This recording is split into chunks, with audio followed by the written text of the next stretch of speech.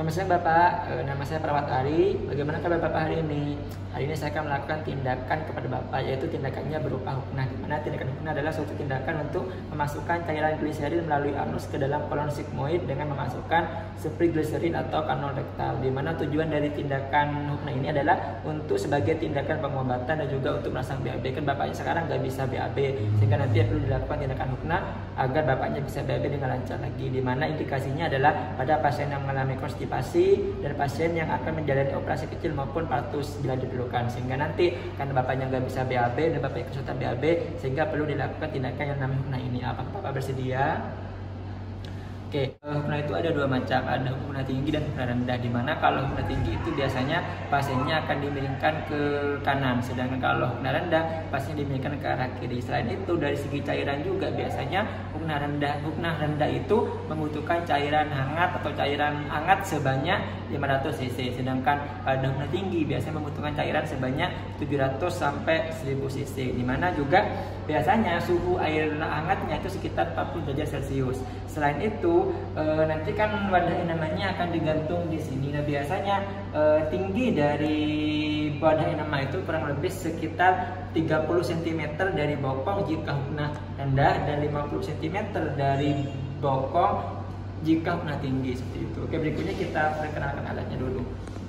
Dimana alatnya yaitu pertama ada tisu, berikutnya ada wadah enema, berikut dengan kanul rektalnya, sama di sini juga ada klemnya. Di mana klem ini biasanya berfungsi untuk menghentikan atau mengalirkan air cairan yang ada di dalam wadah enemanya ini ke dalam anusnya, ke dalam rektalnya pasien.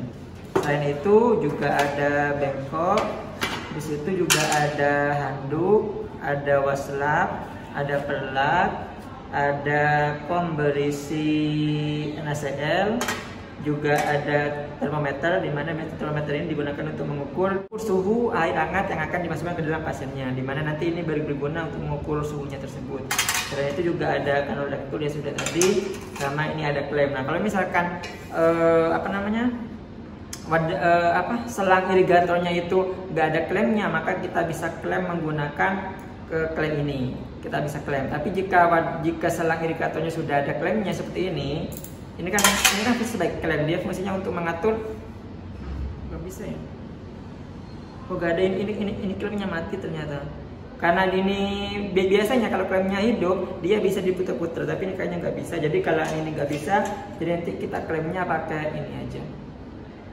Kenapa perlu diklem? Dia nanti aliran airnya nggak mengalir terus menerus, sehingga perlu kita klem itu. Di situ di bawah juga ada baskom berisi air, di mana nanti baskom ini berguna untuk membersihkan anusnya pasien setelah dilakukan pemasangan enema. Jadi di situ juga ada baskom.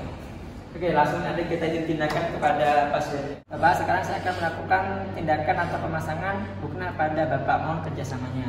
Pertama kita tutup sampiran, kita tutup tangan, dekatkan alat, sama kita pakai tisu. Ini prinsipnya bersih ya.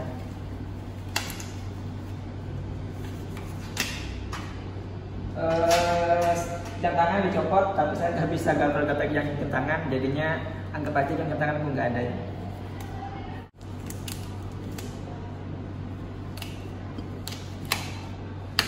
Permisi Bapak, saya akan membuka pakaian bagian bawah Bapak. Mohon kerjasamanya. Jadi kita pasang perlaknya dulu.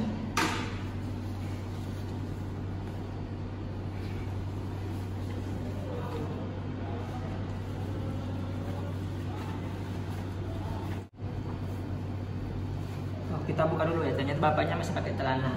Jadi kita buka celana Bapaknya dulu. Ini Bapak nggih.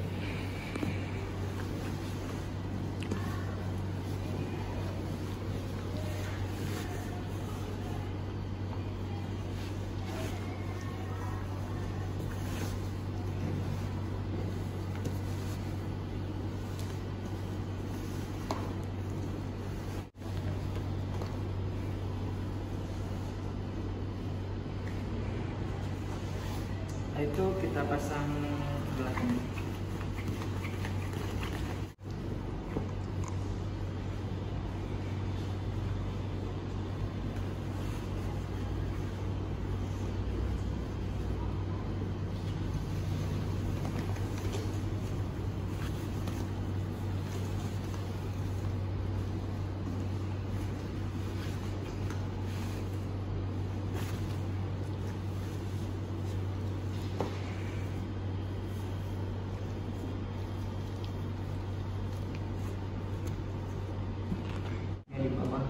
di atas gelang.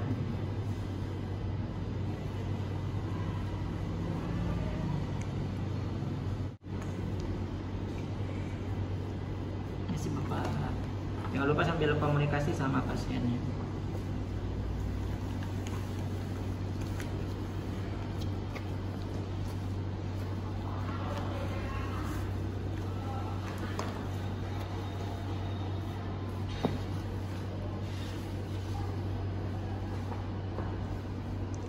Itu kita siapkan wadah enamannya.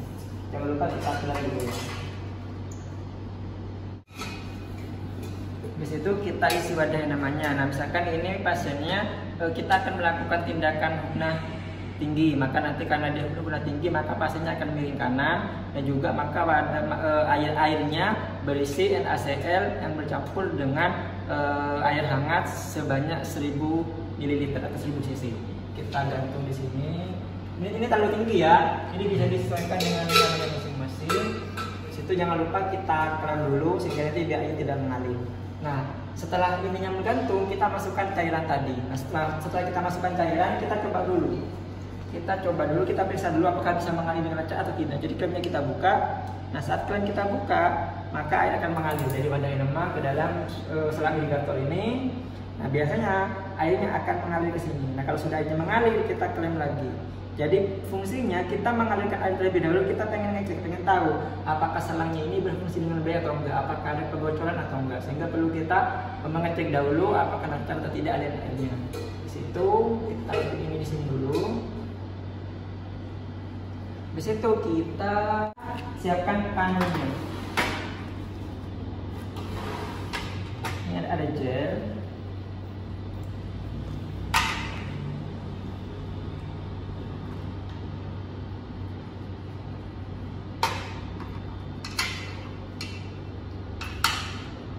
Sebelum kita memasukkan kanul tadi, kita bersihkan dulu area anus ibunya dengan menggunakan tisu.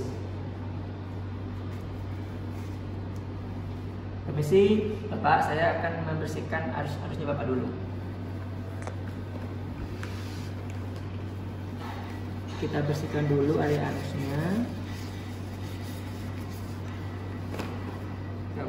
Di situ kita ambil kanul. Ambil ininya, selang irigatornya.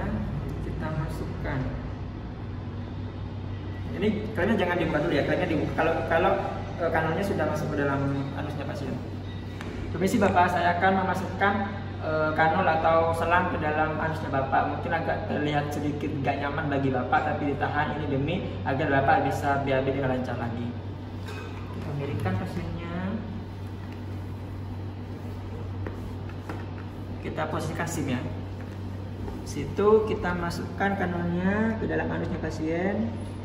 Kita masukkan. Nah, setelah masuk semua, klemnya kita lepas, klemnya kita buka. Nah, saat klem ini sudah dibuka, maka air akan mengalir. Maka cairan akan mengalir ke dalam anusnya Bapak. Ini ditunggu sampai airnya mau habis. Jadi kita observasi nanti kalau bisa sebelum airnya ini habis semua, kita mencabut kanalnya ini. Jadi sebelum airnya habis semua, katakanlah tinggal sedikit, maka kita cabut kanalnya sehingga nanti tidak ada udara yang masuk ke dalam anusnya pasiennya. Ini butuh waktu berapa lama? Biasanya kurang lebih antara 5 sampai 10 menit, tergantung keadaan pasiennya. Bisa lebih cepat, juga bisa lebih cepat, juga bisa lebih pendek. Nah, anggapannya ini sudah mau habis. Nah, karena ini sudah mau habis, jangan lupa klem yang tadi kita klem lagi.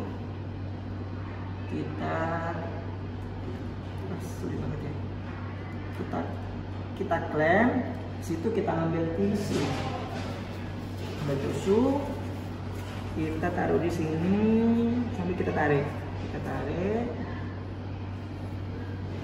kita bersihkan.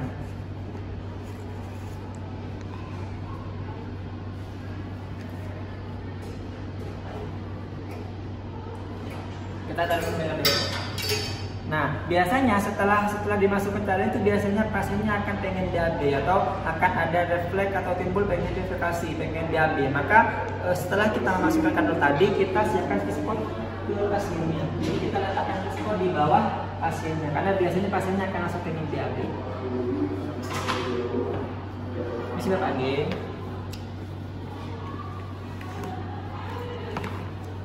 Jadi kita biarkan atau kita anjurkan pasiennya untuk BAB jika pasiennya emang ingin BAB. Kita anjurkan pasien untuk BAB. Silakan Bapak kalau pengen BAB silakan BAB dulu.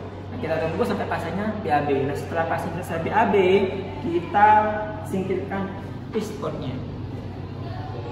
Di sini Bapak saya akan mengambil pisportnya Bapak. Tutup. Di situ kita ngambil kasa tadi. Nah, tadi sudah menyediakan baskom yang berisi dengan air, berikut juga dengan waslapnya. Jadi ini kita singkirkan dulu. Situ kita bersihkan anus pasiennya karena habis BAB kan.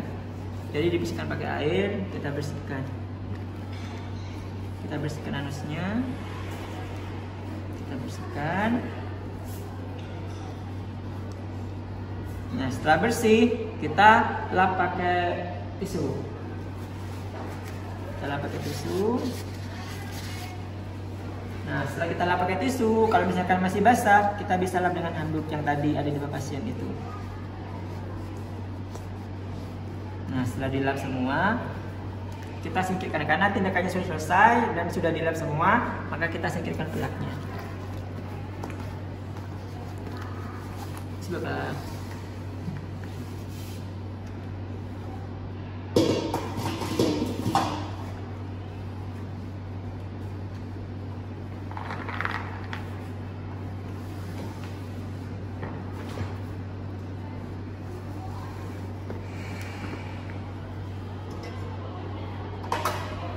Bapak, tindakan pemasangan hukna telah selesai dilakukan. Kalau misalkan Bapak butuh bantuan lagi atau masih mengeluh tidak bisa BAB, bisa panggil saya di ruang perawat lagi. Terima kasih atas kerjasamanya. Semoga Bapak cepat sembuh. Assalamualaikum warahmatullahi wabarakatuh. Nah, setelah kita melakukan tindakan pada pasiennya, kita mengobservasi pasiennya. Kita lihat bagaimana respon pasiennya. Respon pasiennya kooperatif atau enggak, bisa diajak kerjasama atau enggak. Nah, setelah itu kita lihat bagaimana BAB-nya, apakah ada warna kemerahan, apakah ada darah, apakah warna kehitaman atau seperti apa. Selain itu juga kita observasi bagaimana BAB-nya, apakah banyak sedikit jumlahnya, frekuensinya. Juga kita bisa tanya pada pasiennya tentang makanan apa yang terakhir kali pasiennya makan. Juga kita bisa observasi apakah pasiennya mengalami diare atau konstipasi. Sekian, terima kasih.